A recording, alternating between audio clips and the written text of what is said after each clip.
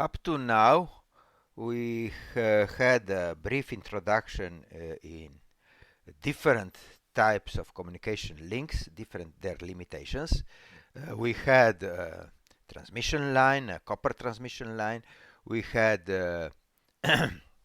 we looked at optical fibers. We looked at radio communication, so at wireless communication. After that, we looked at the main processing electronics we need, so the semiconductors. We had one lecture on diodes and the other lecture on transistors, especially mentioning devices that are useful in communication.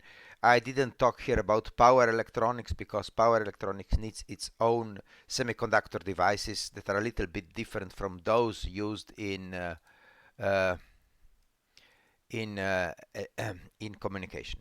So today we are going to look at the fundamental limitations of our communication links, and this is always noise. So where does noise in electronics come from? How does it behave? How we make calculations with noise? And what is actually noise? Well, I'm citing here a very famous dispute between two leading scientists about 100 years ago, between Albert Einstein and Niels Bohr. So Albert Einstein asserted God does not play dice. So what does that mean? That means that there is nothing random in nature. Everything is determined.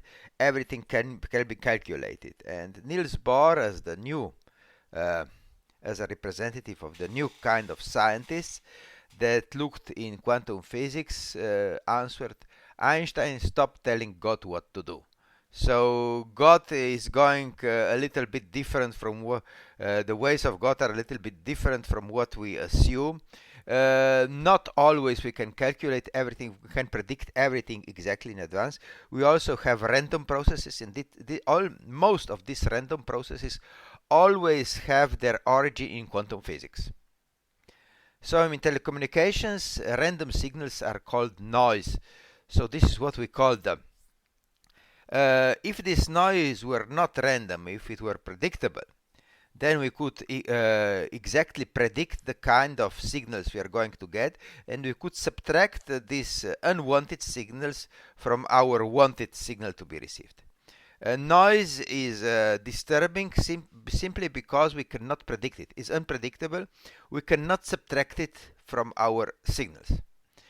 And noise always impairs the performance of any communication link, regardless whether this is a wired line, an optical fiber, or a radio link. And noise is just the way we are handling noise. It's just a macroscopic description of quantum effects. So we are not going to deal with quantum physics. We are just going to describe noise as a macroscopic effect and calculate things with noise. So where does noise play a role in communication?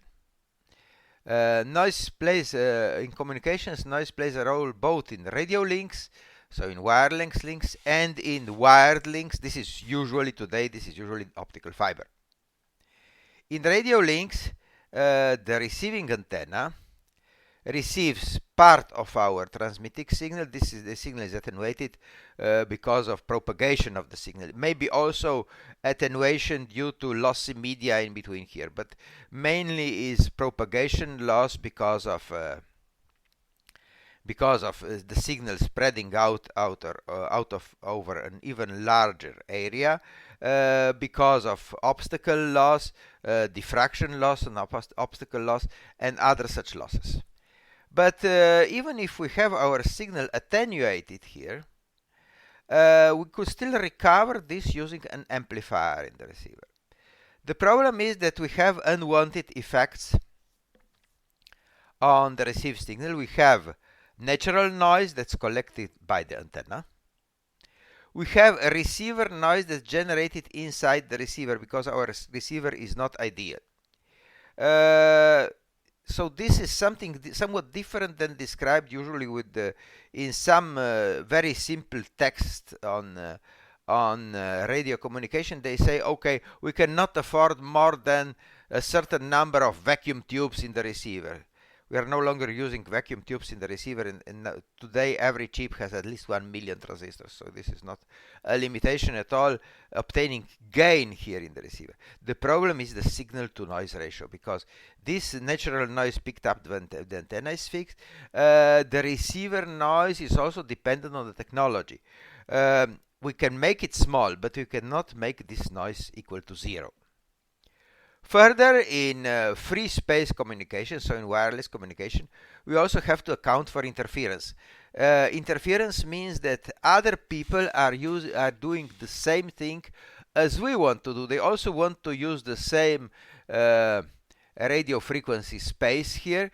So space times radio frequency spectrum, and they are going to use the same chunks of frequency spectrum, and they are going to cause us interference. Not just the same chunks. If we have powerful transmission on other frequencies, they can also cause different effects in our receiver here. In optical communication, we also have noise, even though we have our dedicated line. We have our dedicated optical fiber. There is almost no crosstalk in the case of a dedicated fiber. Fibers have quite a thick cladding, so radiation from fibers and into fibers, it's very, very small, so crosstalk is almost never a problem with optical fiber. But we have different sources of noise here as well.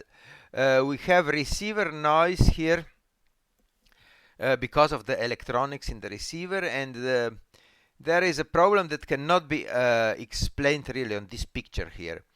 The impedance of the photodiode is quite different of what we can do in the receiver. So there is a huge impedance mismatch between the photodiode and the receiver, any kind of receiver we want to make. And here we lose lots of signal, or in other words, we add lots of thermal noise inside the receiver. Further, there may be, I called here optical noise. What I mean under optical noise? Under optical noise, I mean noise collected over the line. This transmission line, so even the laser itself may transmit some noise. So lasers are not perfect transmitters. They add already noise to our signal.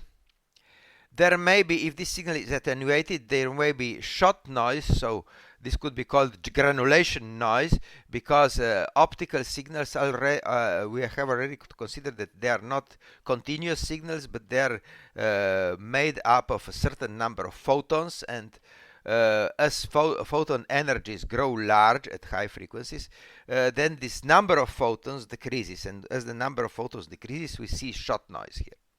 We may have optical amplifiers, laser amplifiers that add their own noise.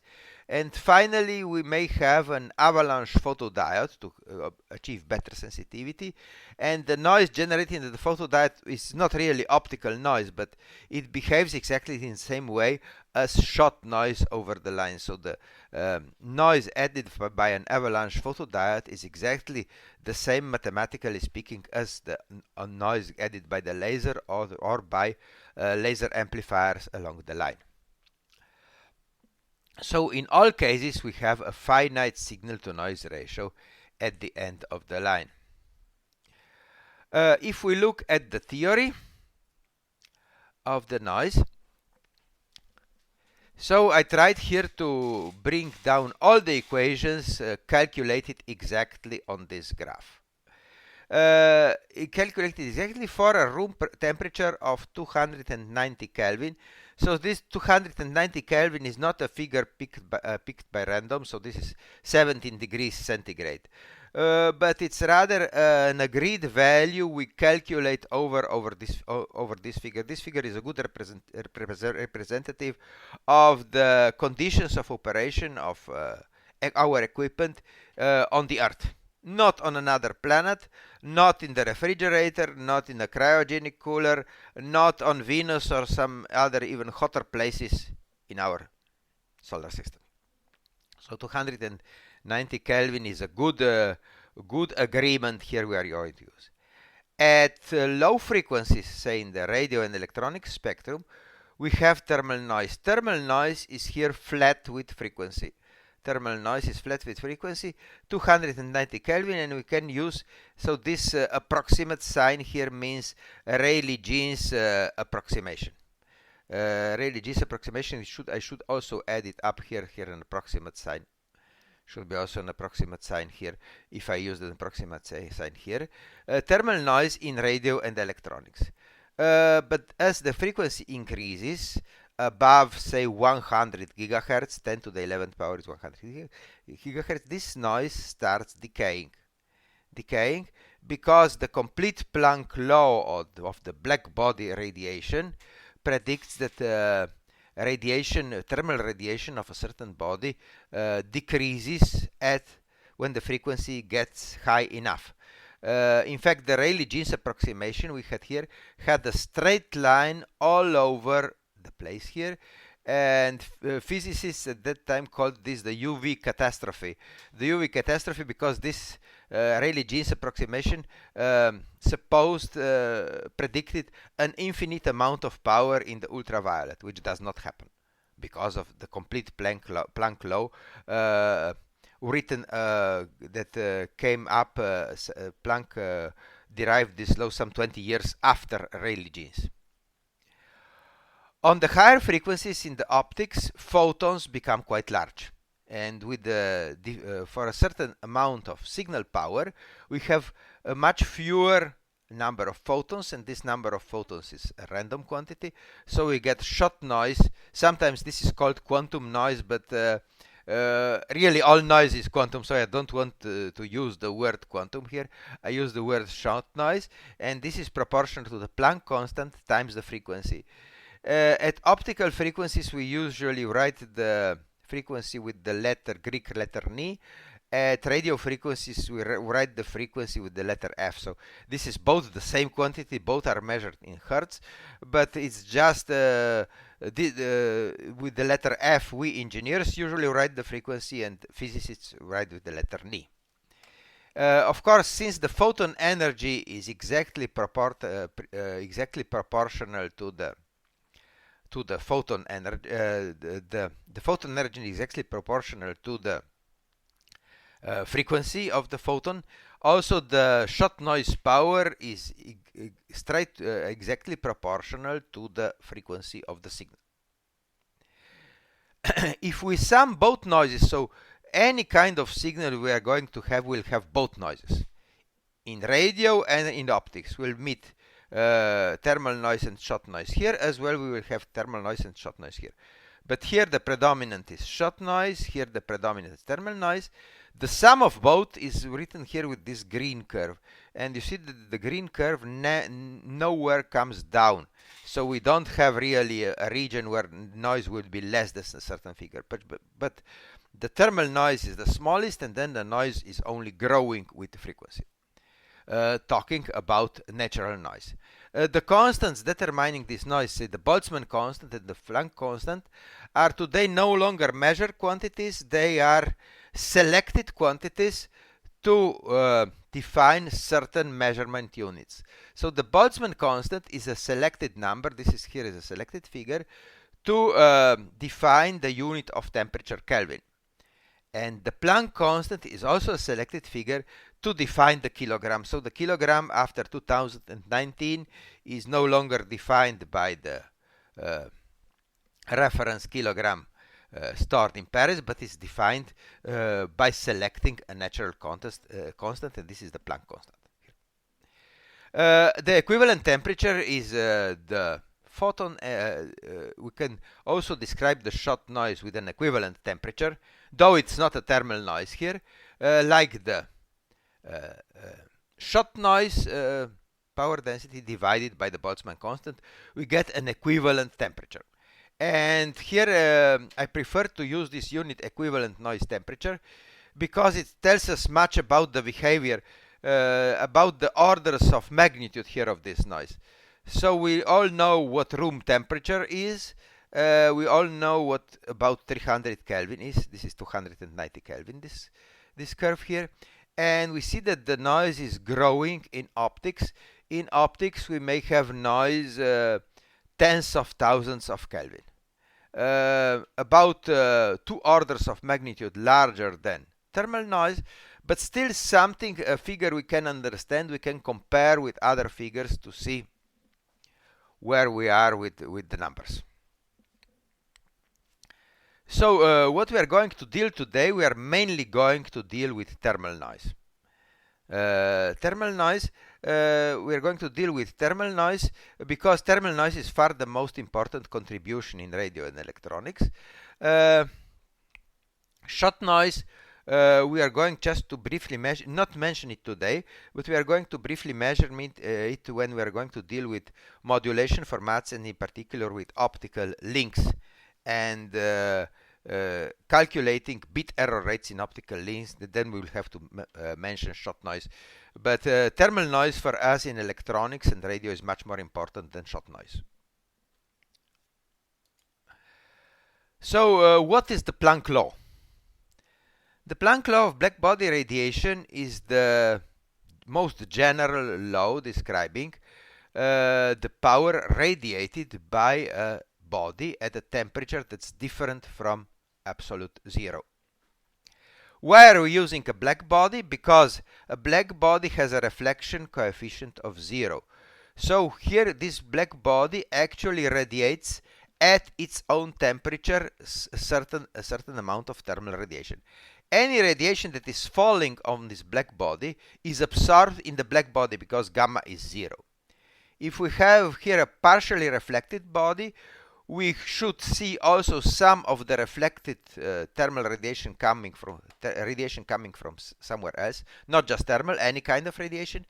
And in order to keep the equations consistent, the thermal radiation of a body that's not black is smaller than a black body. So the black body has the maximum amount of radiation.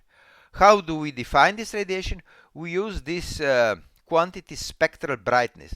What is a spectral brightness? Spectral brightness is the amount of power, dP, radiated in a certain frequency spectrum, dF, radiated from a unit dA prime here, a unit of surface of this black body, and defined by d omega, so the solid angle this radiation is emitted. So this unit is spectral brightness. Spectral brightness may be expressed against frequency. So spectral brightness with the index f of frequency and of temperature might be also expressed in terms of wavelength and temperature. So that would be b lambda. B lambda is a function of lambda and temperature. Physicists frequently use the definition with lambda here. It's a little bit different. It can be one quantity can be calculated from another quantity, but we are going to use the frequencies because we are engineers here. The Planck law now expresses the spectral brightness of a black body as twice here. H is the Planck constant, frequency to the third power, speed of light in free space squared, 1 over e to this exponent minus 1. E to this exponent minus 1. So this is the complete Planck law, including both the Rayleigh-Jeans approximation 20 years earlier for the low frequencies, where this term hf cancels out, and on the other hand also the Wien law, the shortwave approximation that only approximates correctly the radiation over here. This is the Wien law, this is the Rayleigh-Jeans law. Both laws combined, Rayleigh-Jeans and Wien, give us the complete Planck law here. In the radio and electronics, the photon energy is much smaller than the thermal energy, at least at room temperature. The photon energy is much smaller than the thermal energy. In fact, both do meet approximately here. Both do meet here at this point. And this point here is around 6 terahertz at room temperature. So 6 terahertz, we no longer have electronics up here. We do not have optics yet, so this point is not that easy to meet in practice because it is not used usually.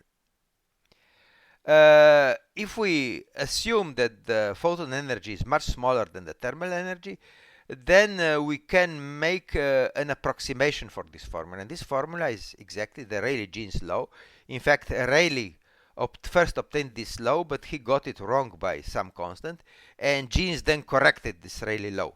But still, the Rayleigh-Jeans law is here gives us a spectral brightness that's not correct in the visible and ultraviolet. In violet and ultraviolet region, this is no longer correct. So we should understand that this only holds in the radio and electronics, the Rayleigh-Jeans approximation.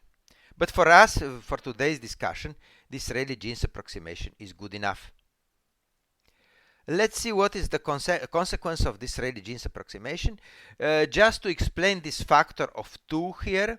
Factor of 2 here is because we actually have 2 different modes of radiation here. We have 2 orthogonal polarizations, the independent orthogonal polarization, and that's the reason where this number, figure 2, comes from here. If we look how this Rayleigh-Jeans approximation now applies to a problem with antennas, we have a black body, and we have an antenna that had its beam directed to this black body. What do we see? So this antenna is now collecting the thermal radiation emitted from this black body. If we make the calculation, interestingly enough, many of the terms cancel out. Okay, the 2 comes out because this antenna is just receives 1 polarization, so this is a single polarization antenna, so we lose the factor 2, and the factor lambda squared cancels out because of the actually the area of this antenna, the active surface of this antenna also has lambda inside. If we made the complete integral, we would see that this term cancels out, so the power actually received by an antenna is just proportional to the bandwidth of our system. If we have systems have a limited bandwidth. Also, the antenna has a limited bandwidth, but I prefer to draw here an independent bandpass filter with the bandwidth B times Boltzmann constant times the temperature of our black body. Black body means maximum radiation here times the temperature T1 of black body, and we get this noise power through this bandpass filter here. In the other direction, we also have thermal power flowing. So this bandpass filter is loaded with a load. But this loading resistor here is at a temperature different, an absolute temperature different than 0. Therefore, it does radiate thermal noise as well. This thermal noise now flows along the wires here, along the wired line, is radiated by the antenna and finally hits our black body. So the black body is actually, with its thermal radiation, is trying to hit our resistor, and on the other direction, the resistor, because of its temperature different from 0, is trying to hit the black body here. If we have a lossless antenna, and that's pretty nice here to work with this discussion here, a lossless antenna cannot contribute any noise. Lossless circuits means gamma equal to 1, absolute of gamma equal to 1. So lossless circuit does not add any noise on its own. So the temperature T1, the noise collected by an antenna is also called the antenna temperature. Though this term is a little bit misleading, we call it antenna temperature, but this is not really a property of the antenna. It's a property of what the antenna sees in its beam. What it is the antenna seeing, but it's not a property on the antenna as long as the antenna is lossless here. So to explain now things the way in electronics is this usually done. In electronics, thermal noise is usually called the Johnson-Nyquist noise in electronics. And in electronics, usually a resistor heated at a temperature different from 0 is considered as a cold resistor in series with a certain voltage source. And if we calculate the voltage source with a random signal like noise, the voltage source is, we can only express the effective value of this voltage. We cannot express the peak value because with the random signals have an infinite peak value. We can calculate this value here. This value exactly corresponds to the noise power here. You see that it's much easier to live with power than with voltages here. And considering Johnson noise, the system always tends towards equilibrium. So if this resistor is heated to a temperature T1 different from 0, it is sending thermal power to the other resistor. But the other resistor, if it's heated to a temperature T2 different from 0, it's also sending noise power in the other direction. Bandpass filter here is also lossless for our discussion. So the system always tends towards thermal equilibrium. This resistor is going to send heat here, and this resistor is going to send heat in the other direction, as long as the two temperatures do not equalize. Exactly the same happens with the antenna. Only that with the antenna we have only this resistor available here in our hands. This resistor may be far away in free space. And what is exactly this resistor? Now we have an explanation what the radiation resistance of an antenna is.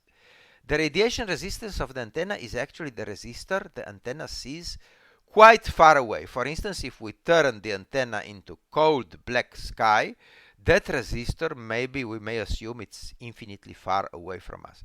But it's still a resistor, still absorbs power here, because it is a black body. The sky, the dark sky, is black. And we have an explanation where the radiation resistance of the antenna comes from. A lossless antenna now is just a transformer, an impedance transformer matching the impedance of our resistor. Here this resistor is matched to the impedance of the antenna, to the radiation resistance of the antenna, of this distributed resistor over a large black body far, far away from us. But a lossless antenna here works just as a lossless transformer, impedance transformer, to actually make this same circuit here, because this circuit here is actually exactly the same as this circuit here with two resistors. This circuit with one antenna and a resistor far away, this is just an impedance transformer, this antenna. This is what we have here. So this is our calculation about noise with antennas. Now we have to see how this calculation actually applies to a radio link. We will always, in radio links, we will always look just at the power flow during reception in this direction. Say from the noise source into the receiver, into a load at the end of the receiver. We are not going to look at the back today. We do not have the time to do that. But there is certainly power flow also in the other direction. So let's look now what happens in a practical reception. So we have a lossless receiving antenna that has an antenna temperature, and now if this beam is not looking just at one black body at a constant temperature T1, but it's looking at a complex scene like this one here, where we have soil, where we have vegetation, where we have maybe some water surface, just like a lake, maybe where we have the sky and different objects in the sky. Now the antenna temperature is actually an average of all the temperatures this antenna sees. So it's the temperature of the target here. T of theta and phi is the temperature of the target the antenna is looking at, multiplied by the power radiation pattern of this antenna, because we are summing powers of the signals. We are summing power of thermal noise, all over the full solid angle of 4 pi here. Of course, we have to normalize this expression because we don't know whether this radiation pattern is normalized to the radiation pattern itself. So this is just a symbol for average. Really, this antenna temperature is just an average of everything the beam of this antenna sees here. And some things here are very simple to understand. The other things are more difficult. It's simple to understand that vegetation is a very good microwave absorber. So vegetation, though it's green, it's actually a black body for microwaves, so it provides us a lot of thermal noise to the antenna. Soil is not that a good absorber. We have some reflection of the soil, so we may have some signals also coming from other sources being reflected from the soil, from the ground. This is naked soil without any vegetation, without any grass on it. We may have objects that are perfect reflectors, like water surface is an almost perfect reflector. Water has a very high dielectric permittivity, and it behaves like a mirror. So inside a lake, we will actually see the mirror image of other noise sources. We have an important contribution also comes from the sky. Well, sky is mainly cold, is around 10 Kelvin. The average noise temperature of the sky is 10 Kelvin. Stars are maybe a little bit warmer, but stars are very faint. Our closest star is the sun, and the surface of the sun, in visible spectrum, it has about 6000 Kelvin. The sun is much hotter in the radio frequency spectrum. At a frequency of about 1 gigahertz, the sun has a noise temperature of about 1 million Kelvin.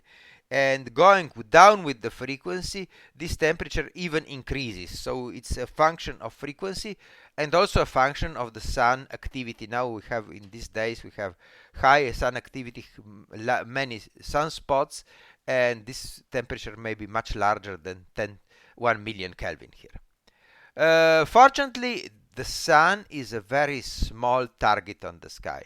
So most antennas have their main beam of radiation much broader than the sun. Even if we point this antenna on the sun, say if we have a 20 dB antenna here, we will only get about a few hundred Kelvin here, because the sun only covers a minor part of the beam. The main part of the beam covers the cold sky, and the average eats up most of this 1 million Kelvin. We get just a few hundred Kelvin of noise out of the sun if we do this. So this is about the noise collected by an antenna. This will be important in radio communication. Of course, we don't have these noises in wired communication because we can control the environment of our cable, but still our cable is at room temperature. We cannot use cryogenically cooled cables. How does this sky noise further, if I further describe this sky noise, how does it behave, how does this thing really behave frequency-wise? I already told you that the noise temperature of the sun is increasing with increasing wavelength. So decreasing the frequencies increases the noise of the sun.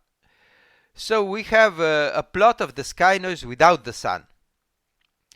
Without the sun, so this is sky noise, and we can look here at what we get from the sun. So you see that the best region is actually for radio communication is between 1 gigahertz and 10 gigahertz.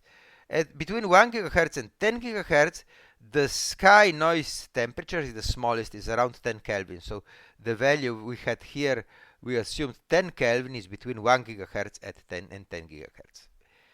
At lower frequencies, lower than 1 gigahertz, other celestial noise sources come up. If we don't look exactly at the sun, also the sun has a similar curve. But at low frequency, we have other stars in our galaxy and also in other galaxies, but even our closest galaxy, the Milky Way, has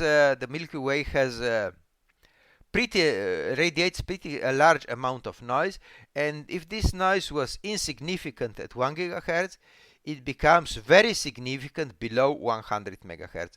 At 100 megahertz we are already at 1000 Kelvin, and we may come at 10 megahertz even 100,000 Kelvin, so 10 to the 5th power. So this really increases quickly at lower frequencies.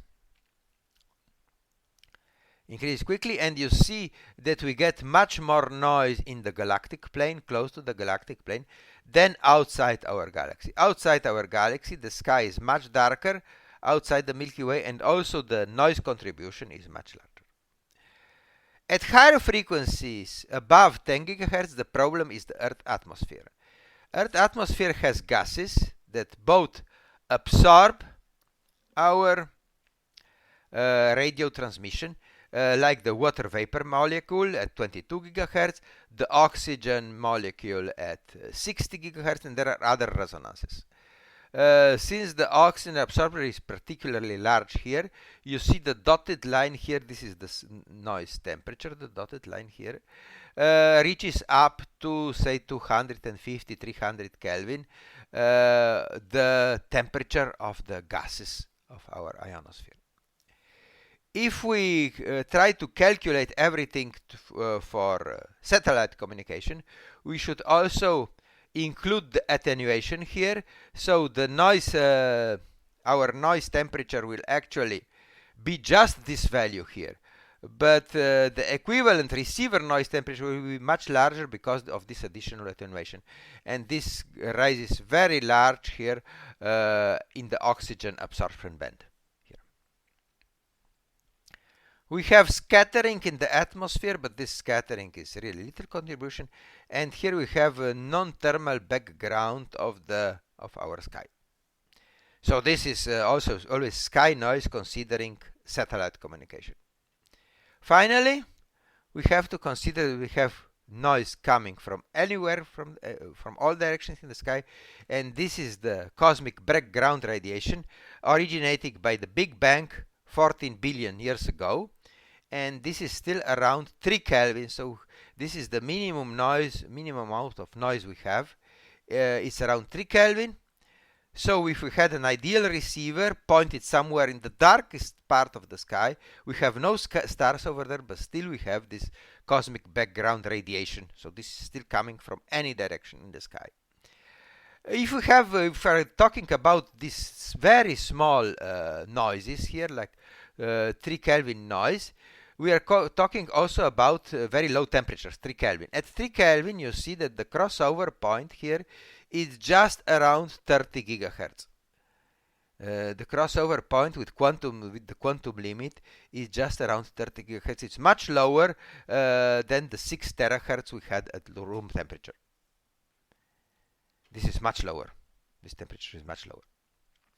So this is just to explain what can we expect from the antenna. Now comes the receiver. So the antenna collects both our signal, shown in green here, and collects our natural thermal noise. The receiver, the amplifier in the receiver, adds its own noise. Temperature of the receiver. We describe it with the temperature of the receiver, and this noise appears on the output. We have some signal power prime on the output and some noise power prime on the output. And what we are only interested in the communications, we are interested in the signal to noise ratio at the output. So the output power is actually the input power multiplied by the gain of this amplifier, and the noise power, okay, it's the noise spectral density multiplied by the bandwidth. The bandwidth is defined by the bandpass filter built inside the receiver. This bandpass filter usually matches the bandwidth of our signal, but I couldn't do this in this general drawing. I couldn't do this. Further, there is a contribution of the receiver. How do we calculate the contribution of the receiver? Well, first we assume that the gain of the receiver is very large. This gain of this receiver may be anywhere between 80 dB and 120, even 130 dB. So the gain of the receiver is very large. That's the reason why any noise sources present at the output here will have very little effect. Also, this gain may be variable. Say the receiver may have an automatic gain control circuit, and this gain may change. But the noise contribution of the receiver does not change that much. And that's the reason why it makes sense to reduce this amplifier noise temperature at its input. So if we are talking with the receiver noise temperature, we always assume an equivalent temperature at the input of the receiver. Only though this noise only appears at the output of the receiver. The way we wrote it here. We assume that we have perfect impedance matching, everything to the desired characteristic impedance, and the apparent noise at the input, it's bandwidth times Boltzmann constant, temperature of the antenna, this is real noise power, but this temperature of this receiver is just the reduced noise contribution of the receiver on its input. We cannot measure this temperature receiver on the input here. Or we could measure some noise, but the values are completely wrong, are completely uncorrelated. How are we making the calculations? The calculations we are making with noise signals, we are simply summing powers. And summing noise powers, because noise signals are random signals, that's the reason why they are not correlated. If signals are not uncorrelated, then if we have non-synchronized generators, then only the powers of these generators sum up. So we are summing up noise powers, or in other words, we can sum up noise temperatures to avoid this uncomfortable large or small constants like the Boltzmann constant here. What is the amount of noise power we actually have? We know what the Boltzmann constant is. This is just an approximation of the exact selected value in physics we had here, and we usually take our room temperature as 290 Kelvin. There's an agreement to make all calculation of 290 Kelvin. The room temperature really may change from this value, but for our accuracy is enough to use in all calculations 290 Kelvin. It's not much different from this value.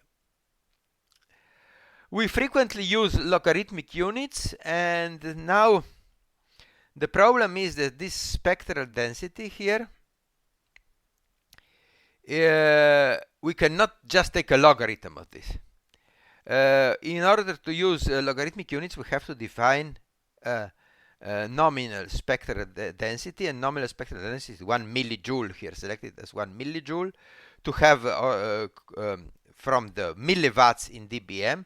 So 1 millijoule is expressed in dBm per hertz of bandwidth. And these two figures multiplied together gives us a value figure for room temperature noise of minus 174 dBm per hertz. This is a figure very good. It's very good to remember this figure because it's related directly to the Boltzmann constant and selected room temperature. So this is the calculation we do for the signal to noise ratio inside our receiver. What we do if we have a chain of amplifiers? Every amplifier may add its noise temperature. Every amplifier may add its noise temperature, and all these noises sum up at the output. How does the whole chain behave, including the bandpass filter? We assume that the bandpass filter is lossless, that it's a perfect bandpass filter. Well, the gain for our signal is simply a product of the gain of all three stages here. Well, the calculation for the noise figure is not that That's simple. I should have used bandwidth B here. That is delta F means bandwidth B here. For the noise temperature, okay, the noise from the antenna goes through all three amplifier stages of the antenna. The noise of the first amplifier stage is also reduced to its input connector. So to its input it's reduced, so it's amplified by all three stages. But the noise of the second amplifier stage is reduced to its input, so it's only amplified by G2 and G3. And the noise of the third stage is only amplified by its own stage, by the third stage, not by the first stage and nor by the second stage. So if we calculate the noise temperature of the whole receiver, so this box here is our whole receiver, to have something that applies to this drawing, so this whole receiver with the TRX, we can calculate its corresponding receiver temperature. And receiving temperature, you see that the temperature of the first stage is the most important contribution to noise. But the temperature of the second stage is much smaller, because here this noise was not actually amplified, but the signal was amplified in the first stage. That's in the reason why in the whole calculation signal to noise ratio, this temperature 2 should be divided by G1 if we finally multiply everything by G3, G2 and G1. So this G1 cancels out. And the contribution of the third stage is even smaller. So the contribution of the third stage, we should remove here both terms G1 and G2, or in this expression for the temperature of the receiver, equivalent temperature of the receiver, we should divide T3 by G1 and G2, because it is not amplified by these two stages. So the further we go down the amplifier chain, the less important the noise temperature of the different amplifier stages. So in a receiver, we should take maximum care of minimizing the noise temperature of the first stage. As we go further inside the receiver, the less important are T2, T3, T4, and so on, if we have many of these stages. So in the case of noise, it is only important to optimize really the first stage. Is the far most important for the final signal to noise ratio we can expect from the receiver. Another important quantity is, say, if we are making out a receiver with certain transistors. And these transistors, they're all the same. They're made on an integrated circuits. We have the same process for all transistors. Maybe we could adjust the bias of the single stages, but we certainly each stage will have similar properties. So a transistor provides the the lowest noise temperature at a particular bias point, and we may assume that all stages will be the same. So we have a G element of the single elemental stages and temperature element of the single stages. And an important parameter of low noise transistors is how do they behave if we make a chain out of identical transistors. Since this is actually the noise temperature of the receiver we can finally obtain, not just that of a single stage, but that of an infinite chain of identical stages, if we have this transistor technology available. This is particularly important if this gain of these single stages, the gain of the single stages, is not very large, and the gain of transistors is not very large at high frequencies. So at high frequencies, the noise of the transistor doesn't grow, but the gain decays. And since the gain decays, the additional stages make a much larger contribution, since we no longer have gain in these stages. If we sum all the chain here, we get to this formula. So this is a formula for an infinite chain. So say if we take such an infinite series here and we sum the series, we get this result here. As long as the gain is good, say above 10, this is always temperature is always in Kelvin. Gain is without units, is only ratio here, not in decibels. Not in decibels. This is the formula. We calculate the noise temperature of the whole chain. So these things would be quite fine if people were clever, and if people were clever, they were using noise temperature. So all this discussion here about noises and makes sense when we are using noise temperatures elsewhere. You see, we have degrees Kelvin in all this discussion. We have degrees Kelvin for the thermal noise in radio and electronics. So, but unfortunately, people are not clever. Some engineers are not clever. And next hour we have to see where the problems come from. And problems are coming from strange units some people use, like the noise figure. So the noise figure will be the discussion for the next hour.